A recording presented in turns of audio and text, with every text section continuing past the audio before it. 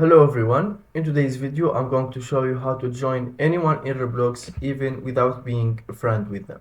So first you are going to open your browser and then in the Google you are going to search for browser reacher. So here you need to use Chrome and then you are going to access the official website here and you are going to click on add to Chrome. This is very important. You just are going to add this extension to your Google Chrome, and once you do that you are going to go to your Roblox account and then you make sure that you are in charts, and then here you will find all the games. And by the way, this method works for for example, your favorite YouTuber is playing, you can now join them as you want. For example, you choose this game, you click here, then you go to servers, and now you will find all the servers here, a lot of them. You can load even more, and then you can join the one that you want. But sometimes you can find the server is already full,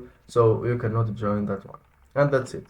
Thank you for watching. If you find this video helpful, don't forget to subscribe and like the video.